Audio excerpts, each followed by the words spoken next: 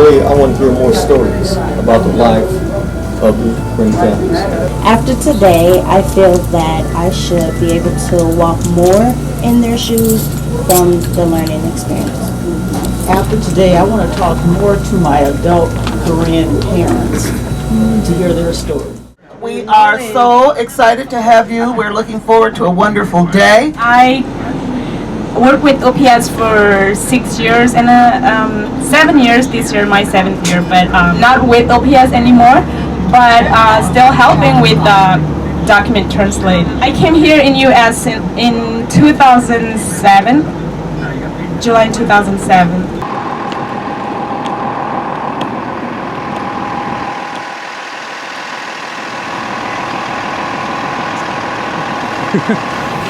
Thank you. Good morning. Welcome to Harrison. My name is Valerie Vadas. I'm the school support liaison for both Harrison and Rose Hill Elementary. We would like to take a moment to welcome you to our great school, Harrison, and tell you a little bit about us. Our enrollment's about 379 students here at Harrison. We have about 60% of our students that qualify for free and reduced lunch. 18% of our students are English language learners here. When it was like 2009, we first started getting Korean students at Howard Kennedy. It might have been a little bit early, but that's when most of them started to come. The staff wasn't prepared, we weren't prepared, we weren't given very much information. We got a translator. Howard Kennedy, when I went there, Howard Kennedy was a predominantly African American school. Now, with a Karen population, I would say we have about 40 to maybe 50% of Karen students that now attend Howard Kennedy. I think an eye-opener for me is how big, it seems like it's small when we first came, the community, but it's bigger than that. It's big. That's what was surprising to me, is that it's bigger than what I thought it was. Even when you hear the numbers, when you listen to the people talk, Yes. you find out how big they really are and what impact they're making on our community. As far as the change that has happened since our Karen students have been at Howard Kennedy, we now have a Karen father that is our vice president for our PTA. And he came to me and wanted to do that. And Howard Kennedy has been having a hard time getting parent groups together. And so when he came and said he wanted to do this, I said, thanks. And he said he would even go to the Yale apartments and knock on the doors to get more parents involved, and he has. And they come to the meetings. We've had, I think, 3 meetings so far, and our PTA is growing. We have an African American dad that is the president, and the two of them have been working closely together in helping our PTA grow. Who am I? I'm talking about myself, and I came here in 2007. The Korean people originally from Burma, as you see in the film, we live in Korean land, the borderline to Thailand. And people my age, we all have experience running to the wall. But little children, some of them are born in refugee camps, so and the refugee camps start since 1984, so they may not have experience running into the wall like I do. And the government around the world said that, okay, if the people, the Korean people, the refugee people from Burma can apply to come to the third country. And so a lot of Korean people goes to New Zealand and Australia and other countries too, not only in US. But the US have more space, more quota for the Korean people. So completely appreciate the piece about advocacy. It's huge. Hartman has not just a huge Korean population, but the majority of our Korean population are refugee students. And so they are brand spanking new here. And I think what we do, without intending to do it, is be very, very helpful and come in and I'm going to give you my expertise instead of learning from you. Exactly. And I'm going to be very honest and open and tell you I'm not there yet. That's why I'm here today, because I don't fully think I know what that community needs and what I have to offer them yet. And so, but here I am. Thank you for that. Can we give each of our 9,000 people all real? It's an experience.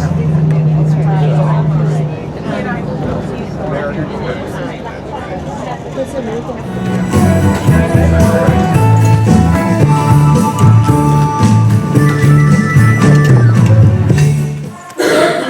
classes here. We have our Native American, our Native Indigenous Cultural Education Program that Tammy Maldonado oversees.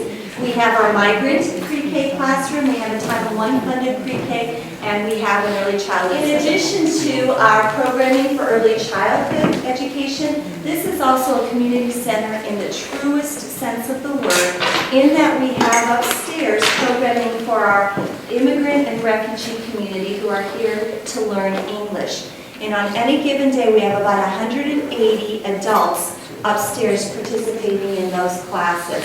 In addition to the English classes, we have a sewing program, we have computer classes, we have cultural awareness classes, visiting nurses come in and do health classes, how do you stay healthy in the United States.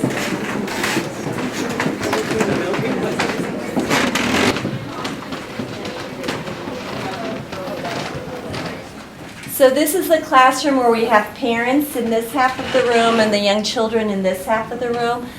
You can see we even have a place for babies to rest, I think, right behind you with our crib.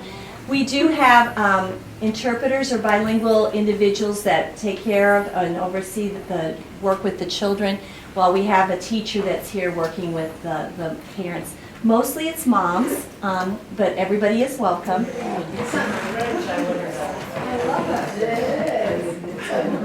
I love showing this classroom off. It is just beautiful. Paula and Lynn Hobbs, Paula's the teacher, Paula Sapaniak, who is one of the most gifted teachers I've ever worked with. And Lynn is her paraprofessional, so this is their classroom. On the left, you will see Yale Park as we come up to it right now. And the white buildings you see is Yale Park Apartments, which one time is called Tommy Rose Apartments.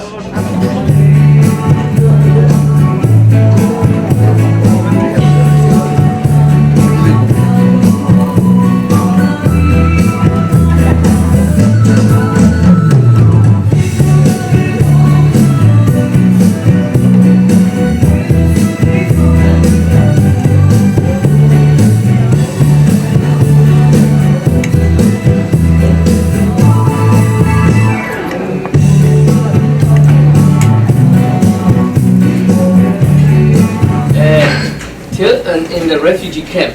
I finished my high school refugee camp, and I was working with the Grand National Liberation Army, serving the army for 11 years.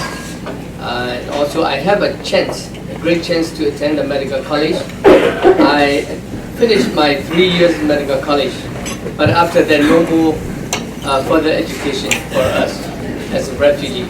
So I went to the army, served the army, and it was tough. Not because we love to fight, but we have no choice to protect our people. So we fight for our, self, to be able to continue to live for our family, to protect our loved ones. And if you ask in the refugee camp, every family, they had to face the atrocity. And since after the British left from Burma, it's a long story. And after I served the army, I really want to become a medical doctor. That's my ambition. So I want to introduce myself a little bit. When I first arrived, in Omaha, so as the Rocky said, I thought my English is good, but so my first job is high school.